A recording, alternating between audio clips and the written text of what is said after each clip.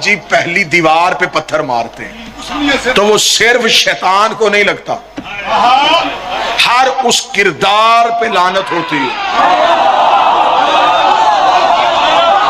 جس نے جس دور میں جس بھی نبی کی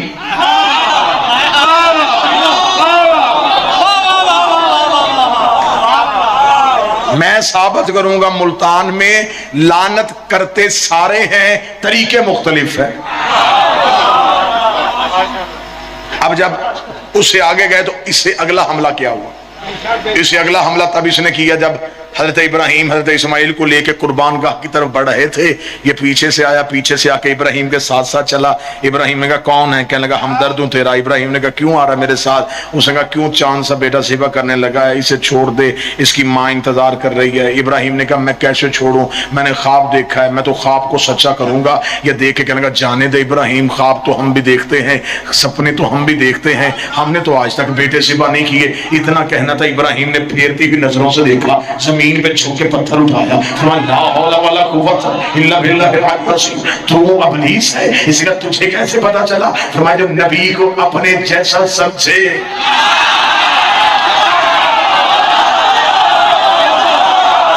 تو برابری کر رہا ہے نبی کی، تیری اور میری خواب ایک جیسی، تیری اور میری نو ایک جیسی، تیرا خواب اور میرا خواب اور، تو ابلیس ہے۔ اب جب دوسری دیوار پہ حاجی پتھر مارتے ہیں تو وہ صرف دیوار پہ نہیں لگتا، ہر اس کردار پہ لعنت ہوتی ہے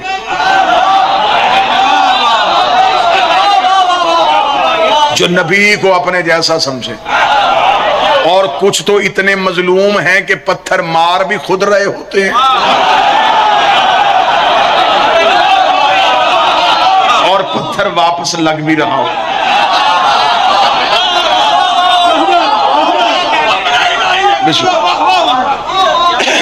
اب اس نے تیسرا اور آخری حملہ کیا حضرت اسماعیل پہ۔ جناب ابراہیم قربان گاہ کو صاف کر رہے تھے، اسماعیل تنہا بیٹھے تھے، اسے بچپن کا نبی تنہا ملا، یہ قریب آ کے بیٹھا، بیٹھ کے دیکھ کے کہنے لگا اسماعیل تھوڑی دیر بعد تیرا بابا تجھے ذبح کر دے گا، ماں انتظار کر رہی ہے، جلدی گھر چلا جا۔ جناب اسماعیل نے کہا اگر میں بابے کو چھوڑ کے چلا گیا تو پھر بابا کیا سوچے گا؟ اس کا جانے دے، تیرا باپ ضعیف ہو گیا ہے، بڑھاپے میں ذہن صحیح فیصلے نہیں کرتا۔ اتنا کہنا تھا، بچپن کے نبی کو جوانی جیسا جلال آیا، جلال آنا تھا، اس نے دیکھا جناب اسماعیل نے زمین سے پتھر پکڑا، لا حول ولا قوت، خدا تجھ پہ لعنت کرے، تو ابلیس ہے۔ اسے کہا تیری ماں نے پہچانا چھپ رہا، تیرے باپ نے پہچانا چھپ رہا، تو بچہ ہے۔ اسماعیل کا تجھے نہیں پتا نبی بچپن میں بھی نبی ہوتا ہے، نبی بچپن میں بھی نبوت کے درجے میں فائز ہوتا ہے۔ اسے کہا تو نے کیسے پہچانا؟ فرمایا جو نبیوں کے دماغ میں شک کرے، کل بھی شیطان تھا آج بھی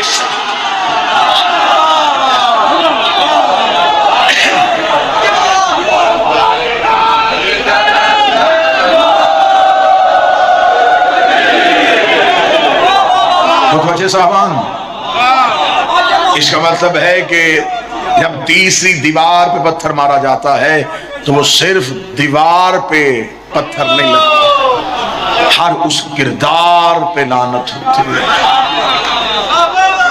جس نے جس دور میں جس بھی اللہ کے معصوم نبی کے دماغ پہ۔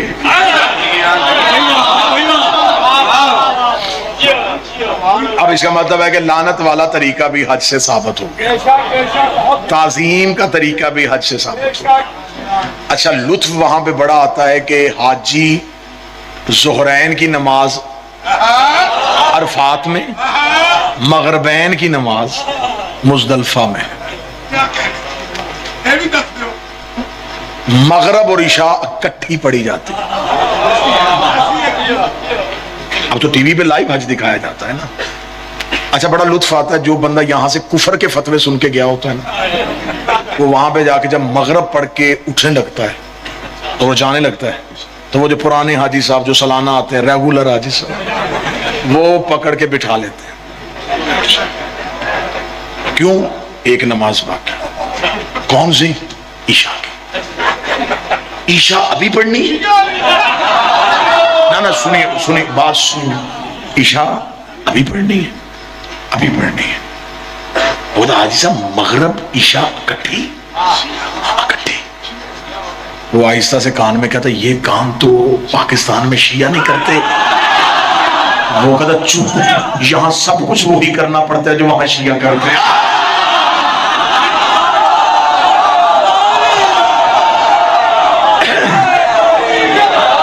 کیونکہ جس نے بنایا تھا وہ ابراہیم بھی شیعہ, وہ ابراہیم بھی شیعوں میں سے تھا.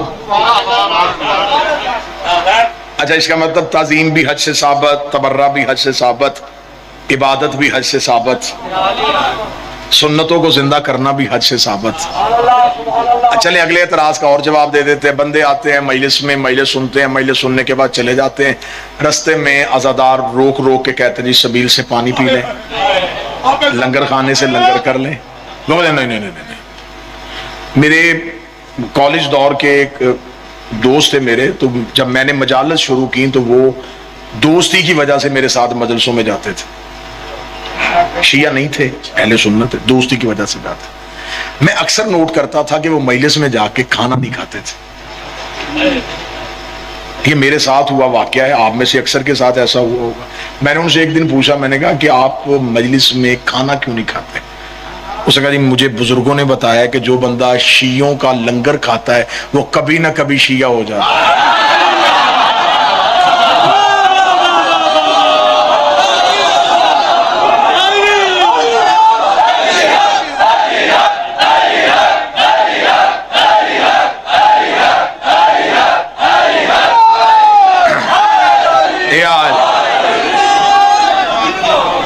اس نے کہا مجھے نہیں پتا یہ بات کہاں تک سچ ہے. میں نے کہا جی یہ بالکل سچ ہے.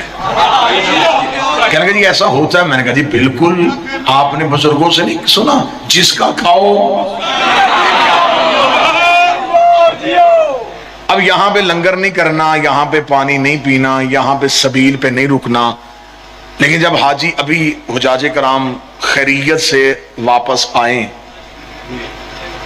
ابھی تو حج ہوگا, پھر حج سے واپس آئیں گے اور اللہ سب کوئی خیریت سے لے کے آئے.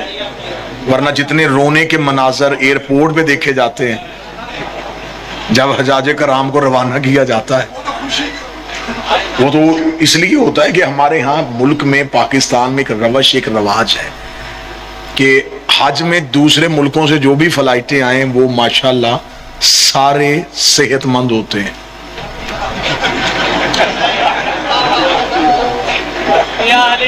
میں ٹھیک کہہ رہا ہوں, پاکستان سے جتنی بھی فلائٹیں حجاج کرام کو لے کے جاتی ہیں وہ سارے ایمرجنسی کے پیشنٹ ہیں.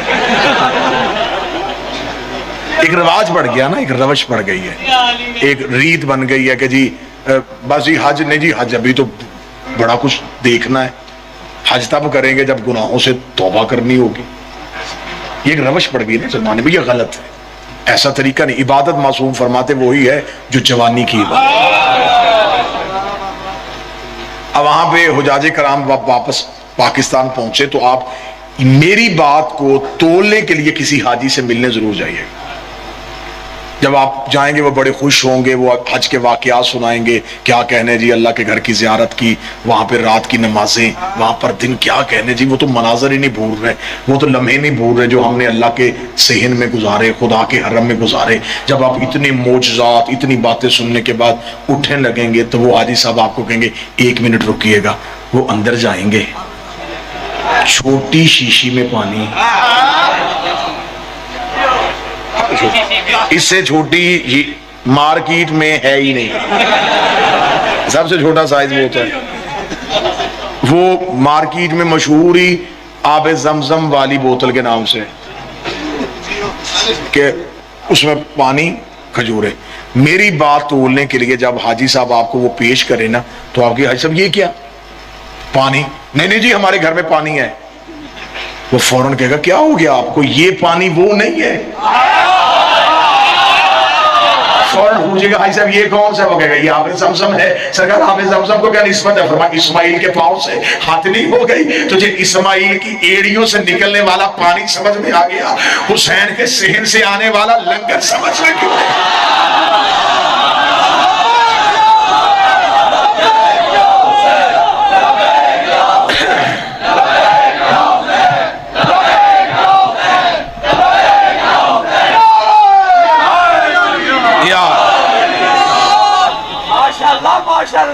حضرت ابراہیم نے حضرت اسماعیل کو لٹایا. لٹانے کے بعد حضرت ابراہیم نے حضرت اسماعیل کی گردن پہ چھری رکھی. اب آپ مجھے بول کے بتائیے کہ جب چھری چل گئی تو ذبح کیا ہوا تھا؟ ذبیح اللہ کسے کہا جاتا ہے؟ حضرت اسماعیل. جب حضرت اسماعیل ذبح ہوئے ہی نہیں تو پھر ذبیح اللہ کیوں؟ ذبیح اللہ تو ہونا چاہیے تھا اس دمبے کو جو اللہ کی راہ میں ذبح ہو گیا. ذبح ہوا دمبا، ذبیح اللہ ہو گئے حضرت اسماعیل.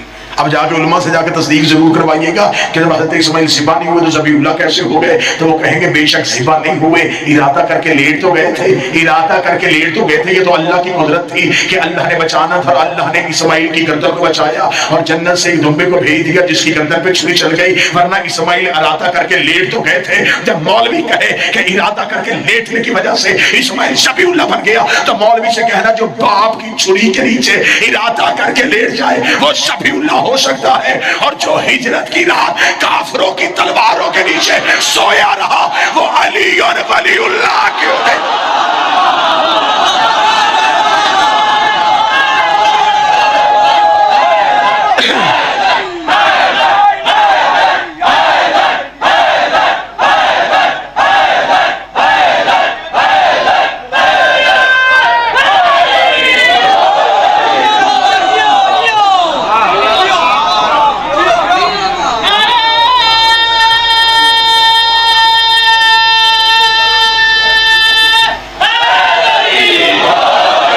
اسماعیل کے سامنے ایک چھری باپ کے ہاتھ میں، علی کے سامنے تلواریں کافروں کے ہاتھ. وہ بھی ارادہ کر کے لیٹے، یہ بھی ارادہ کر کے لیٹے. بندے ہم پہ اعتراض کرتے ہیں علی اتنا بڑھا دیتے ہیں کہ ہر چیز نیچے رہ جاتی ہے. یہیں پہ اگر کوئی بندہ تائید کا حق ادا کرنا چاہے تو یہیں پہ حق ادا ہو سکتا ہے. جناب ابراہیم نے اسماعیل کو لٹانے سے پہلے کہا تھا اسماعیل ذہن میں رکھنا میں تجھے صرف لٹانے نہیں لگا، میں نے تیری گردن پہ چھری چلانی ہے. اللہ کو راضی کرنے کے لیے جناب اسماعیل نے کہا بابا چلا دے، مجھے صبر کرنے والوں میں پائے گا، چلا دے مجھے صبر کرنے والوں میں پائے گا. ہجرت کی رات رسول نے کہا علی میرے بستر پہ سو جا، لیکن آج نیند نہیں آج موت ہے. اللہ نے فرمایا چلے جا، مجھے شکر کرنے والوں میں پایا، مجھے شکر کرنے والوں میں پائے گا. لاکھوں علماء کے سروں پہ قرآن صبر مصیبت میں ہوتا ہے، شکر نعمت میں ہوتا ہے. ابراہیم کے بیٹے میں اور ابو طالب کے بیٹے میں فرق ہے. وہ موت کو مصیبت سمجھ رہا ہے، یہ موت کو نعمت سمجھ رہا ہے. وہاں صبر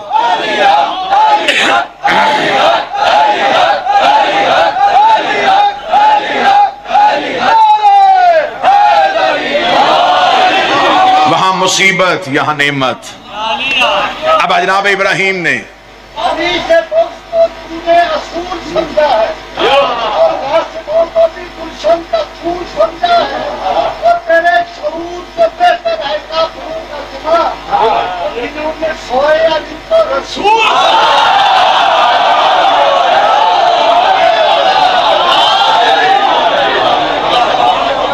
اب ایک لمحے کے لیے ایک راز پڑھوں جو ملتان کا مزاج ہے عقیدہ سننے کا. توجہ صاحبان کیجئے تاکہ یہاں سے ہر کسی کی اپنی اپنی بھوک پوری ہو سکے. یہ دلائل تھے جو میں نے قوم کے نوجوانوں کے حوالے کرنے تھے جن کا مناظرہ ہر روز گلی کوچے چوراہے کسی نہ کسی سوشل میڈیا پہ کسی نہ کسی طریقے سے ہوتا ہے. لہٰذا میں نے ان کو ان سوالوں کے مطابق جواب دیے کیونکہ ہم نے جہاں سے خیرات لی علم کی قبلہ مبلغ اعظم مولانا اسماعیل اعلی مقام ہو، خدا کروٹ کروٹ پہلو حسین میں جگہ عطا فرمائے. میری دھرتی کو یہ اعزاز حاصل ہے کہ میری دھرتی پہ وہ مرد کلندر سویا ہوا ہے جنہوں نے ایک جگہ پہ مناظرہ کرنے گئے تھے اور مناظرے کا موضوع تھا جنازہ رسول اور حق بطول. یہ موضوع تھا، یہ ٹاپک تھا مناظرے کا. یہ باتیں ممبر سے اس لیے کی جاتی ہیں کہ یہ باتیں اب کتابوں میں نہیں چھپنی، یہ باتیں سینہ بسینہ چلنی. یہ اس نسل کی امانت ہے جو میں آپ کے حوالے کرنے لگا. قبلہ مبلغ اعظم مولانا اسماعیل صاحب قبلہ نقوی صاحب توجہ فرمائیے گا. گئے مناظرے کے لیے، مناظرے کا موضوع جنازہ رسول حق بطول. रसूल का जनाजा किसने पढ़ा, किसने छोड़ा, और रसूल की बेटी को हक से किसने महरूम किया। ये दो मौजू थे मनाजरे के। वो दौर बड़ा आला ज़रफ़ी का दौर था, खुले आम मनाजरे होते थे। अब तो मनाजरों पर पाबंदी। किबला मौला आज़म मनाजरे करने के लिए बैठ गए, मुखालफ टेबल भी सज गया, इधर किबला मौला इस्माइल बैठ गए, उधर मौलवी बदल बदल के आते रहे।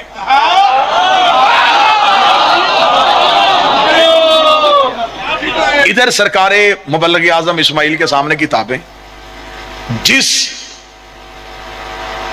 सोच का मौलवी आए किबला उसी अकीदे की किताब निकाली।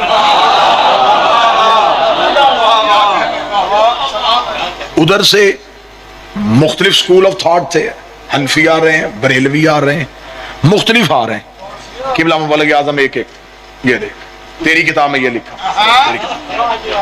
शाम हो गई, उधर मौलवी बदलते गए, इधर नहीं बदलते। शाम के वक्त एक ऐसी सोच का मौलवी आया, वो मैं सवाल पढ़ूंगा और आपको सोच पता चल जाएगी। वो आके मनाजरे के टेबल पे सामने बैठ गया, सामने कौम लोग बैठे हुए हैं और मनाजरे का फैसला होना। उसने कहा मौलवी इस्माइल, सुबह से लेके जो मौलवी आते रहे वो तेरे साथ किताबों से रवायात देखते और दिखाते रहे। ना मैंने रवायत देखनी है, ना रवायत दिखानी है, ना आयत पढ़नी है, ना आयत सुननी है।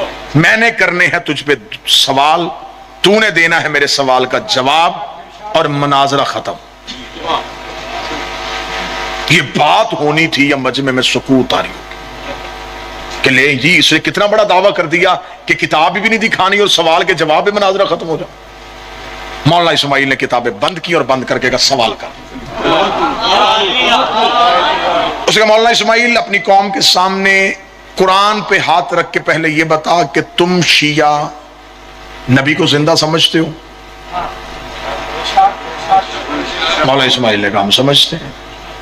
जिंदा है नबी? फरमा जिंदा है। फिर सोच ले, जिंदा है नबी? मौलाना इस्माइल ने कहा किस बात पे? जब मैंने पहली बार कह दिया जिंदा है तो फिर जिंदा, हमारा अकीदा है नबी जिंदा है। उसका बंद कर किताबें, उठा गठरी, वापस चल, तेरा मनाजरे का मौजू ही खत्म हो गया। जब नबी जिंदा है फिर जिंदा का जनाजा क्यों? जब नबी जिंदा है तो जिंदा का विरसा कैसा? मिराज तकसीम होती है मरने के बाद, जनाजा होता है मौत। जिंदा का जनाजा भी नहीं होता, जिंदा की मिराज। मैं मनाजरा करने के लिए तैयार हूं, लेकिन पहले कौम के सामने इकरार कर कि नबी जिंदा नहीं।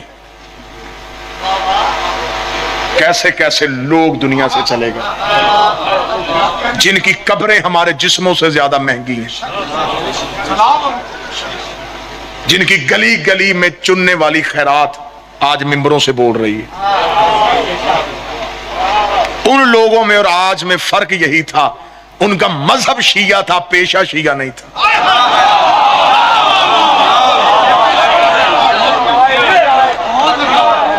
रूहानियत थी, मोहर थी, पीछे से सैयदा का साया था।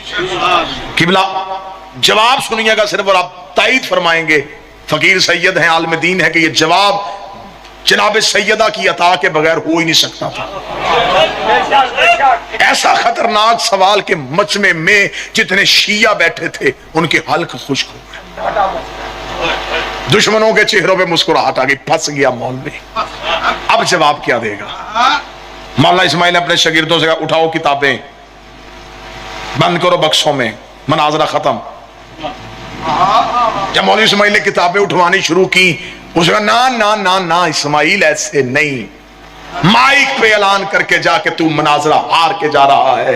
किबला मुबल्लिग आज़म, जिन बुजुर्गों के ज़हनों में तस्वीर है, मुबल्लिग आज़म के सर पे वो कुल्ला था। मुबल्लिग आज़म उठे, उस मौलवी की कुर्सी के करीब आए, उसके कांधे पे हाथ रख के कहा अभी तक माँ ने वो बेटा पैदा ही नहीं किया जो इस्माइल को हरा के चला जाए। उसने कहा फिर सवाल का जवाब दे के जा। जनाब इस्माइल ने कहा तेरा सवाल ये था कि जिंदा का विरसा नहीं होता, जिंदा का जनाजा नहीं होता। ये कह के माइक मौलवी के मुंह पे करके मौला इस्माइल का एक बात तू भी मान, जिंदा का खलीफा भी कोई नहीं होता। दबा के साथ दिल बोला, मेरा हाजत रवा बोला, दोनों हाथ बुलंद करके बोला बोला नीला कलंदर।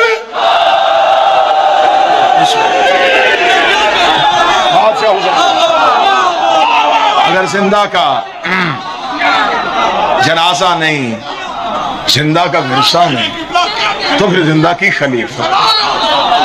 خلافت تو واپس لے، فتق میں واپس لیتا ہوں۔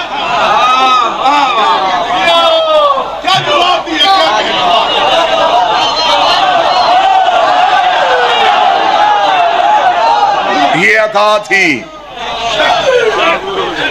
جو صرف خوشنود سیدہ سے حاصل جنہوں نے نگر نگر زمانے کو علی ولی اللہ پڑھا ہے۔